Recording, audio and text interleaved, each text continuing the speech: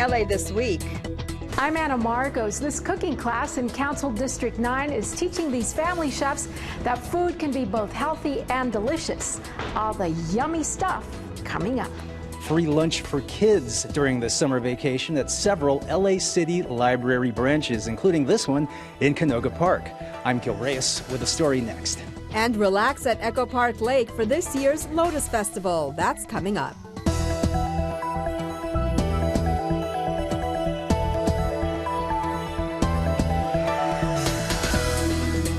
Hey everyone, I'm Yana Kay. Here's what's happening on LA This Week.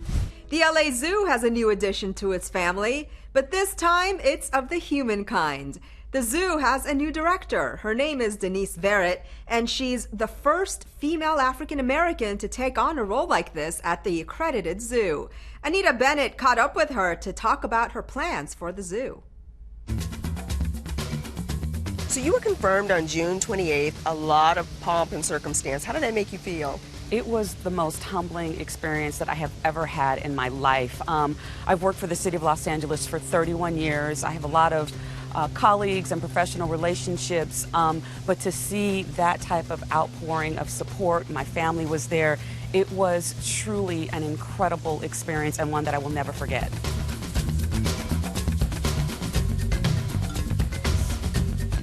It's amazing when you can see animals this close.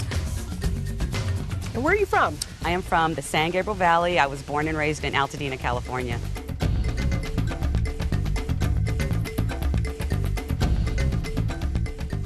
You are the first African-American female zoo director in the nation of a major zoo.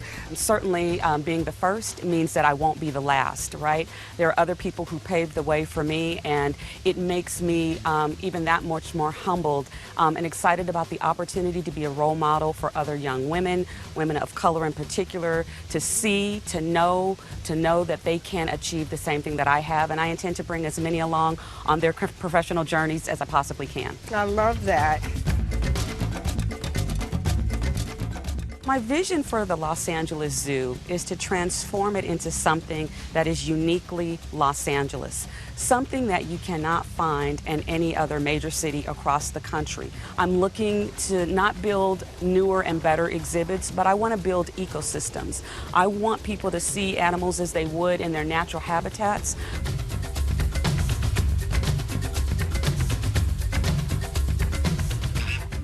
They have names? Yes, they do. Every last one of them is named after a Harry Potter character. Wow.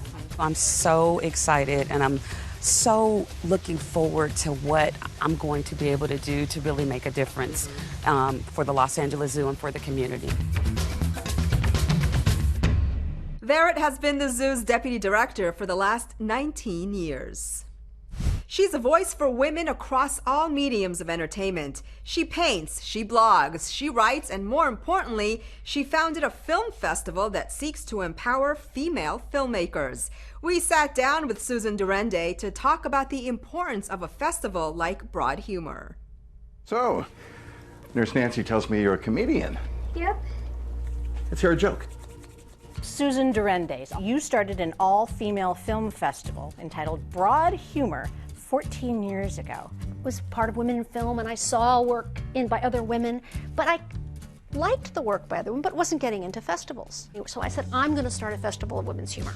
Because people would ask, who is she to do this festival? And it's like I have to be somebody? Well, I'm me. And it needs doing, and so we did it. It was very small to begin with. It's grown a lot. And the number of films we've gotten have grown. The landscape has changed, in women's humor. So what were you looking for exactly? Because I imagine that the first year there was X amount of films, and now there are a lot of films, and then you put them up. But what was it that you were looking for, and how did you express that to these women screenwriters? And directed by women. Okay. And the reason is that every scientific thing we notice about conversation and what women do is that they change in the presence of men. So a script written by women and men, I figured, would be different.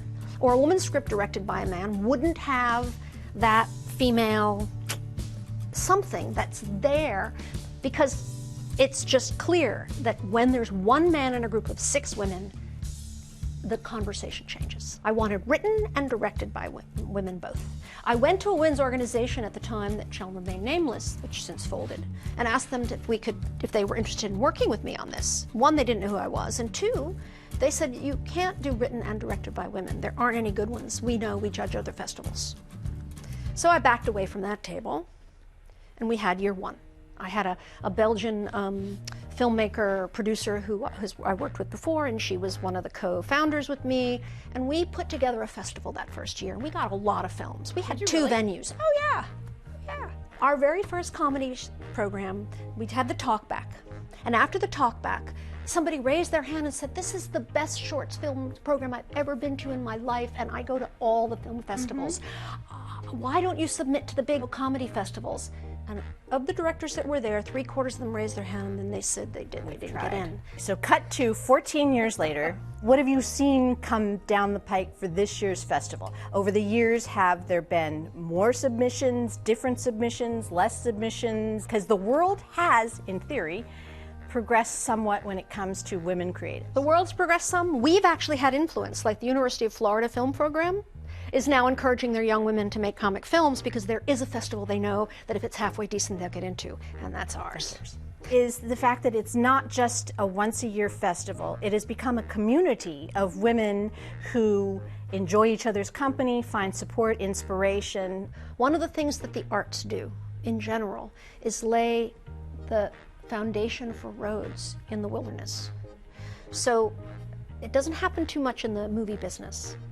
But a festival like Broad Humor does, because we're not the movie business. I don't promise to get them attached to agents. We don't bring in corporate anything.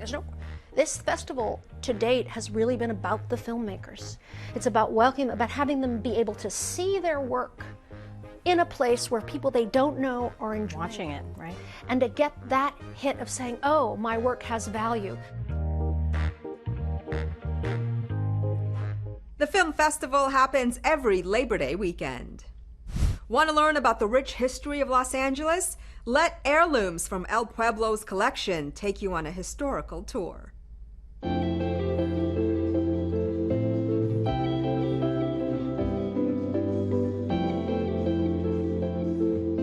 The Heirlooms exhibit, it's actually one of my favorite exhibits because it's a great way to talk about the city of LA's history through the cultural and social lens, and just different time periods in which the city was flourishing and growing to be what we know it is now, which is a thriving metropolis. So it's humble beginnings as a Pueblo and then growing into the city that we all know and love today.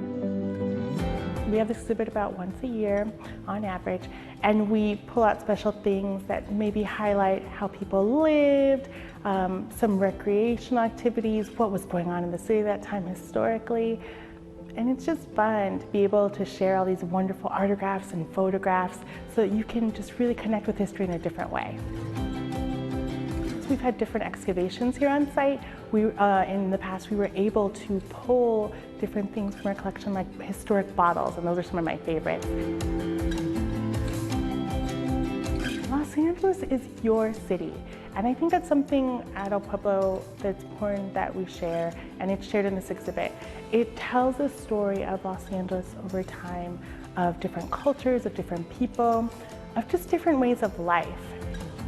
You can visit elpueblo.lacity.org for more information. We're also on Facebook, Twitter, and Instagram for all the up-to-date happenings, live as they're happening, at El Pueblo LA. You want to know more about your city and the cultures and the people that live there, start here at El Pueblo.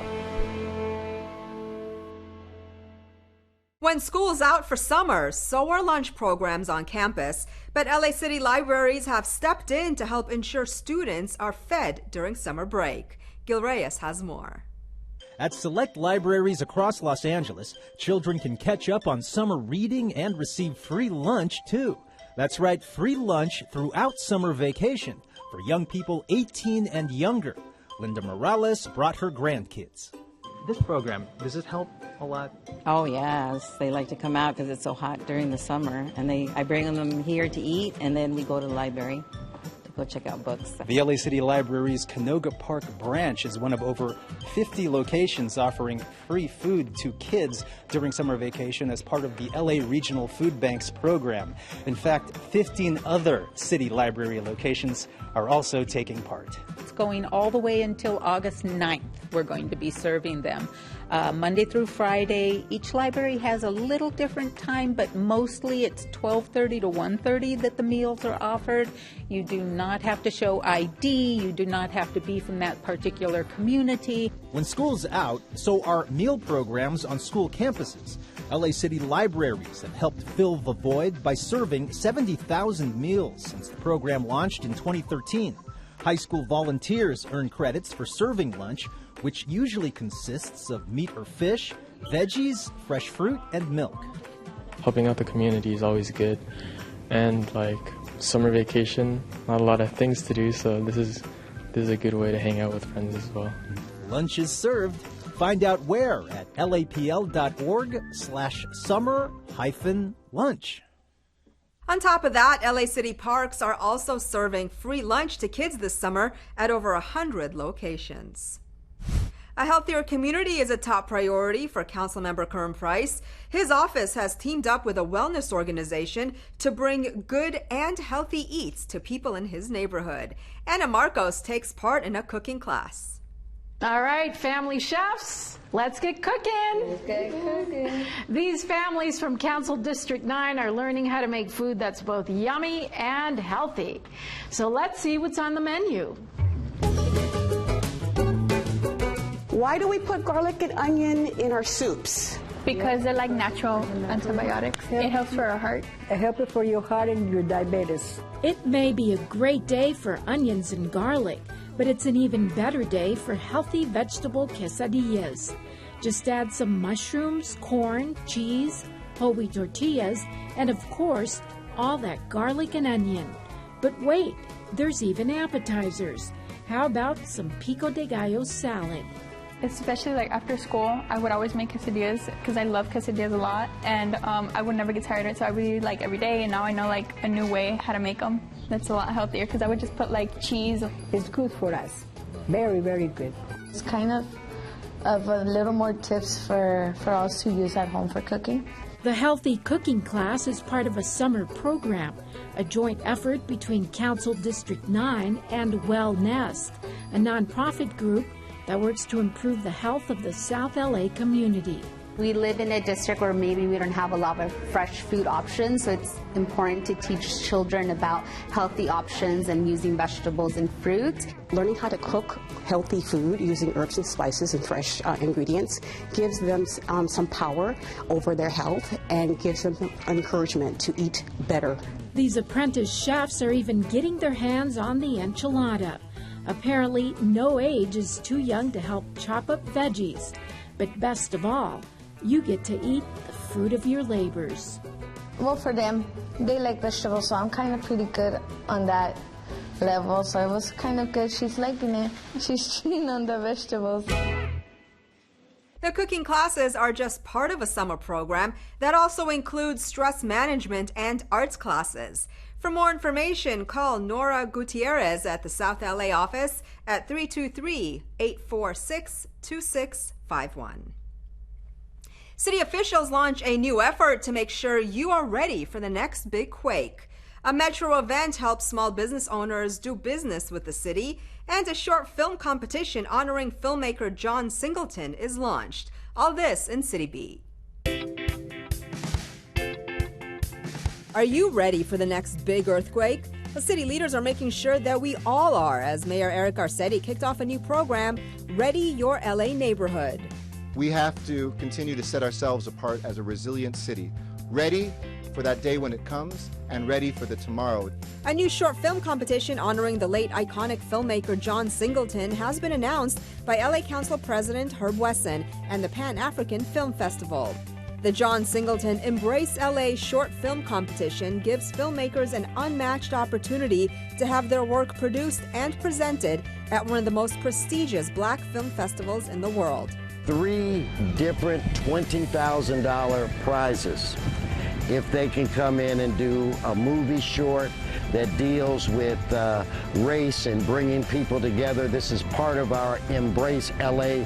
More info can be found at paff.org. A Meet the Buyers event presented by Metro Connect gave small business owners a chance to network and meet with Metro on the possibility of working on future projects with the city. We want to make sure we outreach to the small business community and engage as many as we can. And these type of events are perfect for networking and making sure they understand the future requirements. For info on future events, head to metro.net/connect. TV One, a cable network targeting African American adults, has a new slate of films for the month of July inspired by true crimes. The aim is to raise awareness about violence while also increasing the channel's audience. Anita Bennett sat down with the casts. Look, I don't know why you're upset. I didn't mean anything by it. What was that? What was what? You gonna act like you don't know what I'm talking about. TV One is unveiling a new slate of summer movies about love, lies, and murder. Among the films is Love to Death, about a newly engaged couple whose lives are cut short by a violent ex-lover. The movie is based on real events, and lately there's been so many true crime-oriented projects. Do you think society is kind of obsessed with crime? No, people want to see things that are real. I think, you know, there was a time when soap operas were enough, and they're no longer enough. They don't satiate the real, you know, viewer who's looking to tap into something that speaks to them. I mean, with so much heavy subject matter, were there difficult scenes? Putting yourself in the shoes of a person who is being physically abused, mentally abused, emotionally abused consistently and on a daily basis is not an easy thing, even if you are pretending. When I saw her at the funeral home, I just couldn't shake this feeling. Deadly Dispatch, another film in TV One's summer slate, centers on a murdered business owner whose best friend tries to get to the bottom of what really happened. This is a wild story. Was there anything crazy for you about the script or the character? I'm a big crime reality TV show geek. I watch the ID channel, I watch TV One, Fatal Attractions, and this was one of my favorite shows. Exactly. So when I heard about it, I was like, I'm on. I wanted to do that. But that's what attracted me to it, and that was one of the craziest things to learn, that this is actually a true thing that happened. Mm-hmm. And TV One is hoping to tap into the nation's growing obsession with true crime. To see more of these films, turn on TV One each Sunday throughout the month of July. Two of the most famous spots in Bunker Hill and downtown LA are putting on a summer promotion to get you to visit. Anna Marcos takes a ride on Friday night flights to show you how rail cars and food and drink go together.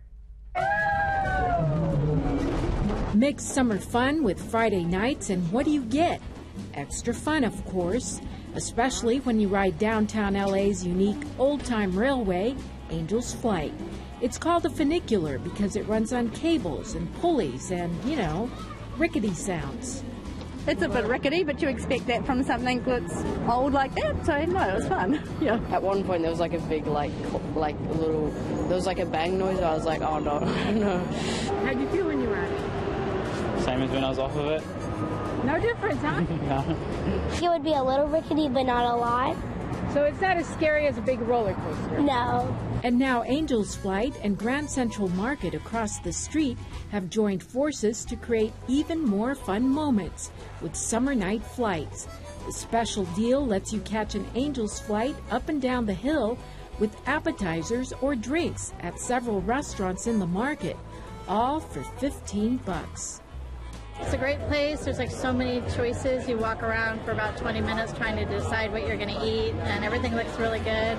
Here at the Horse Thief Barbecue, you get a flight of beers along with your Angel's Flight ticket. That's 4 beer samples. You get to cool off for the summer night and take a ride. We're here just to get some lunch before we go to the museum, the road up the hill. On the Angel's Flight. Yeah. All this fun serves another purpose as well, revving up downtown LA's economic engine. We wanted to find a way that was able to connect the market down here with a lot of the things that are going on up there, the different museums, the plaza. Of course, people can kind of walk up there and go over to the U.S. Bank building, go down the slide, and things like that, just to kind of like, you know, invigorate this part of downtown. We thought it would be really cute. I did not know there was a special. Oh, you could have gotten it for less. Oh, okay. Well, there's always next Friday night. Yeah, I know about the special, so I'll make sure to come back here.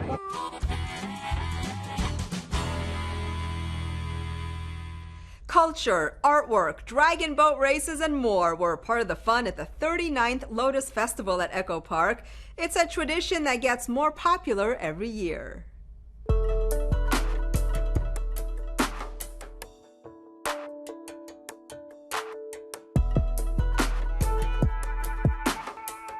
This is the 39th annual Lotus Festival in Echo Park. And this year we are showcasing the Kingdom of Thailand.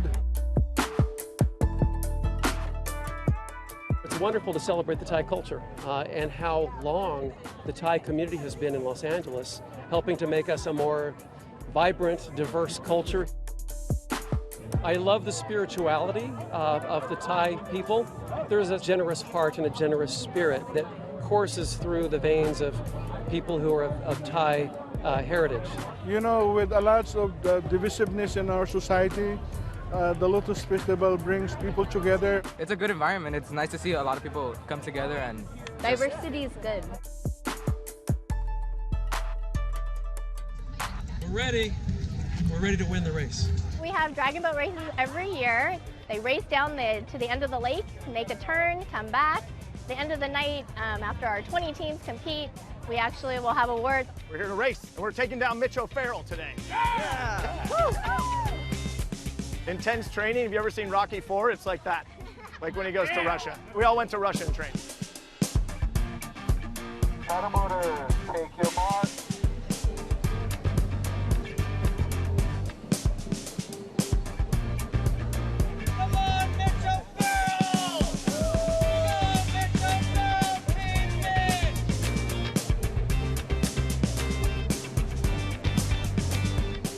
If you didn't make it this year, we will be here next year. It's always the second weekend in July, and next year we're going to celebrate the 40th anniversary.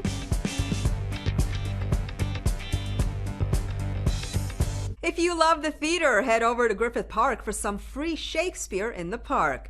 Theater lovers recently enjoyed a free performance of Twelfth Night, presented by Independent Shakespeare Company.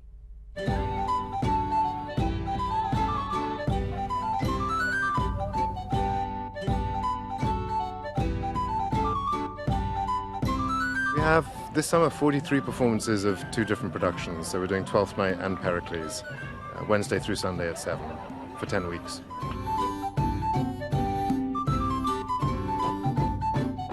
I love theater, and this is a tradition for my daughter and I. We come here every summer, and we love coming. It is funny. It's special for us.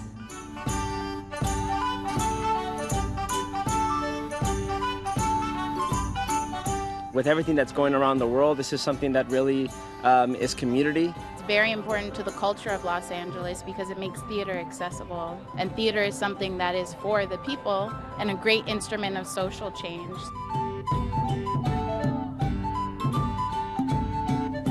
I think it really brings everybody together, and people sort of regard it as a religious and a spiritual experience.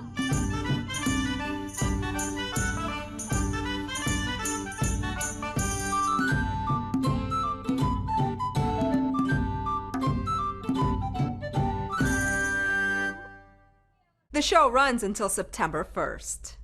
Celebrate the legacy of historic Central Avenue at the Central Avenue Jazz Festival. Get outside and enjoy a summer evening under the stars, and take a rescue dog on a leisurely hike. All this and things to do.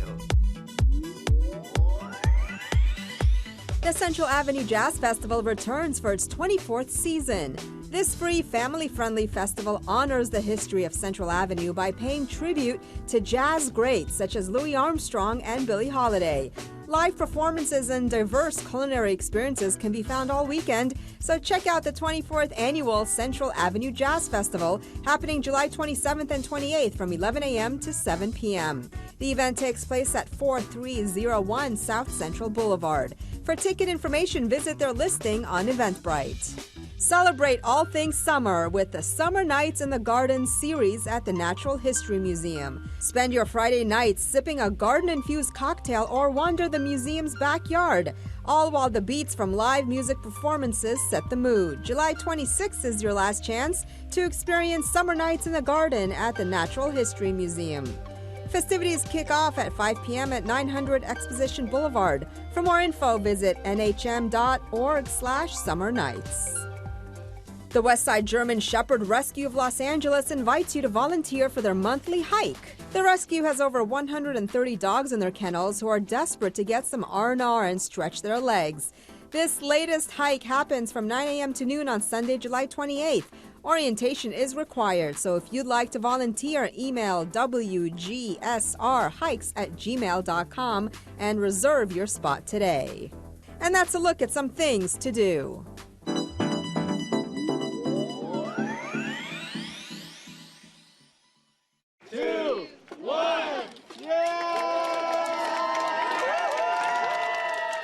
We're here today to dedicate the opening of the North Atwater Village Chevy Chase Skate Park.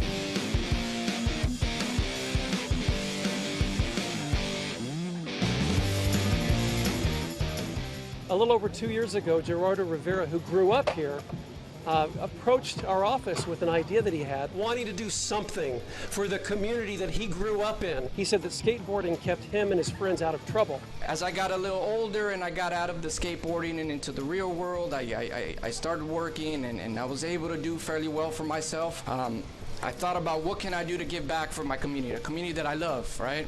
When one person has the vision, people like me will help identify the funding to make something that benefits the neighborhood happen, to have that vision realized. And that's the story of the skate park. Our parks help build a foundation for young people for a successful future in life. When you're young and when you're not necessarily doing like organized team sports or something where your parents have to drive you somewhere, when it's somewhere where you can just literally leave your house, skate down the road and then have somewhere to hang out and meet people that do similar stuff, it's great. It gives you something to do. It's a place to be free. We would go to other skate parks farther away, so it's nice to have one in the neighborhood. I love this skate park. I only live just down the road, so it's perfect.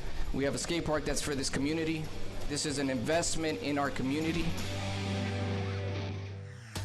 That's it for this edition. I'm Yana Kay. From all of us here at LA This Week, thanks for joining us. A reminder that you can catch us online at lacityview.org. We're also on Facebook, Twitter, and YouTube. See you next time for more of LA This Week.